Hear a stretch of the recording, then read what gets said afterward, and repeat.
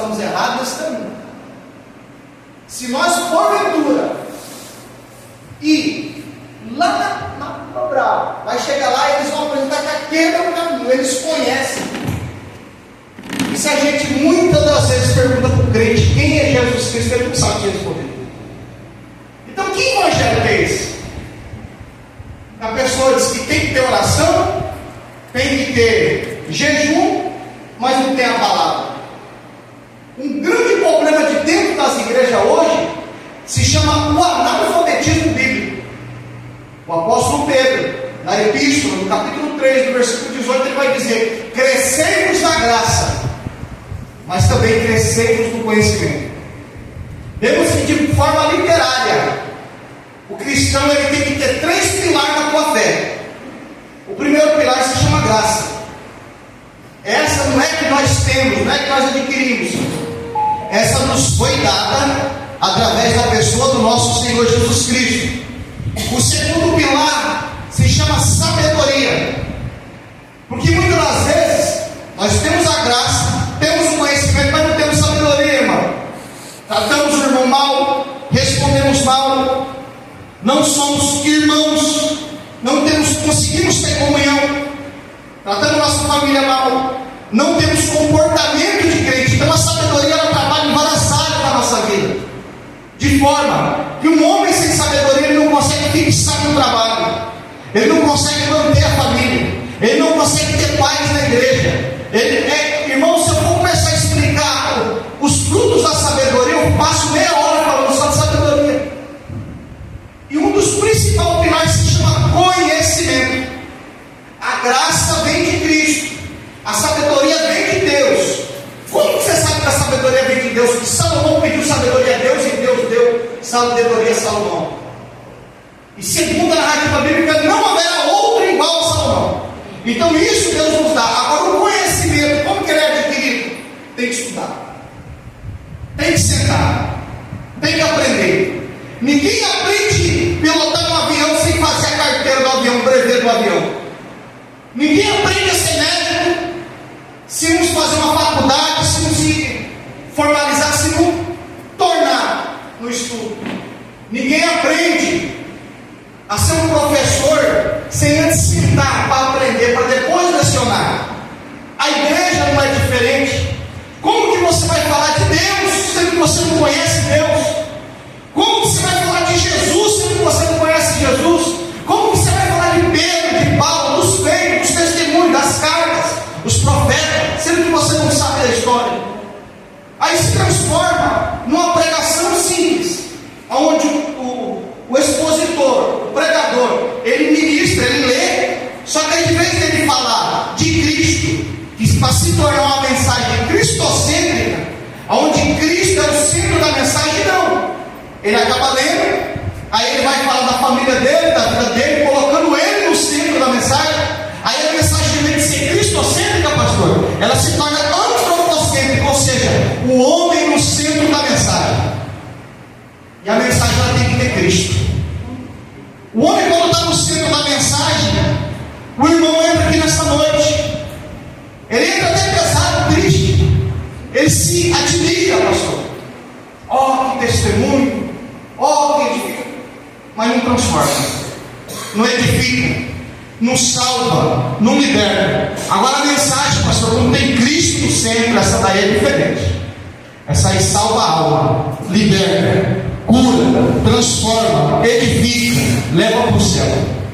Tira o homem lá do uso da droga, pastor. Coloca aqui, ó, como ministro do Evangelho. Tira a mulher lá do prostíbulo, coloca para sentar aqui e reger o ciclo de oração. Essa é a mensagem quando Cristo é o centro dela. Então, para falar de Cristo, eu tenho que conhecer Cristo. Temos 3 pilares. Primeiro pilar, graça. Segundo, sabedoria. Terceiro, conhecimento. Os 3 são o pilar do cristão. O homem sem sabedoria, ele não sabe lidar com a esposa. Se ele vai para o trabalho, pastor, o patrão fala bem assim, faz isso. Ele começa. Aí o patrão dá uma volta e muda. Não, para de fazer isso aí, faz aquilo. Ele já espana, já fica bravo. Por Por quê? Porque ele não tem sabedoria. Quem é sábio está pronto para ouvir. Porque uma hora, você que ouve hoje, você vai passar a ensinar. Porque essa palavra, ela é a espada, pastor. Essa palavra é a espada do pastor. Essa palavra é a espada da igreja.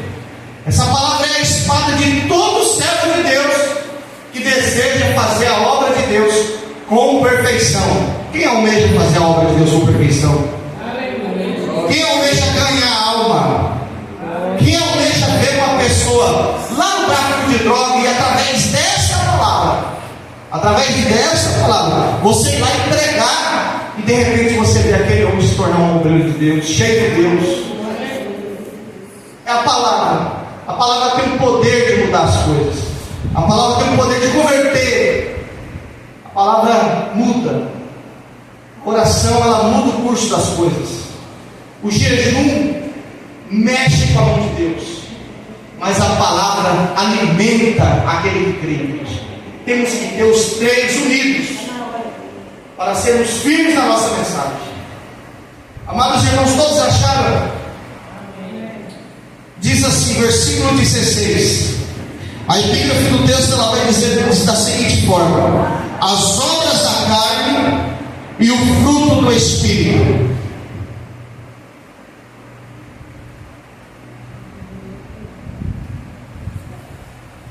As obras da carne e o fruto do Espírito. Versículo 16 diz assim: digo, porém, andai em Espírito, e não cumprireis a concupiscência da carne. O versículo 16 diz assim: digo, porém, andai em Espírito, e não cumprireis a concupiscência da carne. Versículo 17: porque a carne cobiça contra o Espírito, e o Espírito cobiça contra a carne. Estes opõem-se um ao outro, para que não façais o que quereis. Mas se sois guiados pelo Espírito, não estáis debaixo da lei. Porque as obras da carne são manifestas, as quais são prostituição, impureza, lascívia, idolatria, feitiçaria, inimizade, porfia, emulações, iras, pelejas, dissensões, heresias, invejas, homicídios, bebedice, glutonaria, as coisas semelhantes a estas, acerca das quais vos declaro, como já antes vos disse, que os que cometem tais coisas, aí deixa ver o restante, não herdarão. Leia de novo, quero ouvir de novo. Os que cometem tais coisas não herdarão os reinos de Deus, não herdarão os céus. Ah, mas eu sou dizimista fiel, irmã Hilda, mas é invejoso, não vai herdar o reino do céu. Não é eu, pastor, que estou falando, é a palavra. Tem uma pergunta aqui, pastor. Pode fazer. Como é que uma pessoa se liberta da inveja? Porque diz que muita gente tem. Nos diz que ele nem sabe se ele é invejoso. É complicado. Não é? Como é que ele vai ser liberto da inveja? Porque diz que não pode ter ela. A pessoa tem, outro fala, por outro nem sabe. Veja uma explicação para nós. Assim, o que acontece? Esse texto ele condiz dos frutos da carne. Os frutos da carne são esses: inveja, glutonaria, feitiçaria, idolatria, essas coisas a quais foram apresentadas aqui. O que acontece? O cristão, quando ele vai conhecer a pessoa de Cristo, ele conhece a pessoa de Jesus Cristo, ele não é mudado por costume, por doutrina, mas quem convence o homem do pecado é o Espírito Santo. De certa forma, quando nós começamos a caminhar com Cristo, hoje temos aqui cristão aqui que tem 45 anos de igreja, eu tenho 24 anos, tem outro que tem 10, tem outro que é novo convertido, que começou agora. Nós não se tornamos aquilo que nós queremos ser, que nós almejamos o que pensamos que somos. Mas se nós olharmos ao decorrer dos anos, o tempo que passou, nós já não somos mais aquela pessoa. Com todos, Deus tem uma forma de tratar diferente, pastor. Alguns têm um tratamento mais rápido. Não vai existir ninguém perfeito dentro da igreja. Mas esse ensino, dessa palavra que o apóstolo Paulo passa para a igreja dos irmãos que estão naquela cidade, aos Gálatas, o que se refere? Para você fazer uma alta análise de si mesmo. Porque não é eu que mudo o caráter da Gabriela, não é eu que mudo o caráter da irmã, mas o Espírito Santo nos convence daquilo a qual nós estamos errando. Então, se antes eu mentia, a partir do momento que eu conheço a Cristo, eu não minto mais. Porque essa palavra ela tem o poder de transformar. E é o Espírito Santo encarregado de fazer o quê? Convencer o homem dos seus maus caminhos. Então, existe um processo, mas para isso serve o ensino, para você apontar. Porque quem vai ver que está certo ou não é eu mostrar o defeito da irmã Lucimar, mas a palavra vai mostrar para ela, vai revelar para ela se o caminho dela é de luz ou de treva. Porque eu tenho que fazer uma análise minha. Eu não posso fazer uma análise do pastor, não cabe a mim, porque esse é o primeiro passo para ir para o inferno. Antes tiro eu a trave que está no meu olho, para que eu possa ver com clareza o sentido que está no olho do irmão. Tá? Acho que está de boa compreensão para os irmãos, né? Mas vamos voltar àquilo que eu sinto de passar. Aqui a Bíblia nos retrata sobre algumas características, as quais o apóstolo Paulo escreve nessa carta. Ele, no versículo 16, ele diz: digo, porém, andai em espírito e não cumprireis a concupiscência da carne. Essa palavra concupiscência, ela significa desejo desenfreado. Quando nós estamos em espírito, aquele desejo incontrolado, pastor, desenfreado. Por exemplo, quem aqui já foi do mundo, que tomava sua cervejinha, fumava um cigarro, fazia aquilo e tinha as suas paixões carnais? Ele sabe que ele trabalhava de segunda a sexta, mas ele não via a hora de chegar sexta-feira, pastor, porque no final de sexta ele pegava um pagode, igual diz o outro lá fora. Aí o que ele fazia? Ele tomava uma banho, se arrumava e pum, o bar dele cerveja. Ele alimentava o que? A carne. Ele cumpria o desejo de quem? Da carne. Ele satisfazia. Outros, depois de bêbado, já embriagado, já ia para outro ambiente pior. E aí por diante. Não só o homem quanto a mulher também.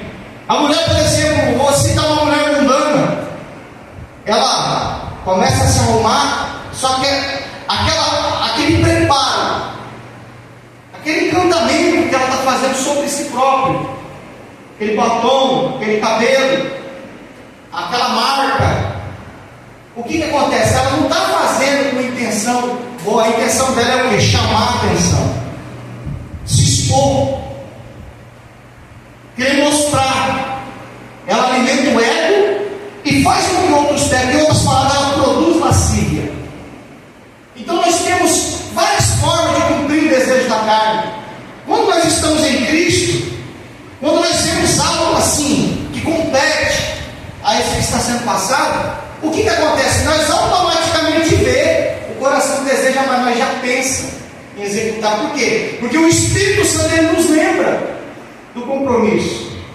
Eu duvido se aqui no meio de nós, até os dias de hoje, olha uma coisa, sabe que é errado, mas atenta. Por quê? Porque o coração é faccioso, o coração do homem é corrupto. Muita gente até fala dentro de igreja: eu fiz por causa do desejo do meu coração. Cuidado com o desejo do teu coração. O coração do homem é corruptível, é corrupto. Ele anseia maus caminhos. Nós temos que andar mediante a palavra, porque essa palavra é viva, pura, eficaz e nos leva ao caminho que nos direciona aos céus. Quem pode glorificar o Senhor?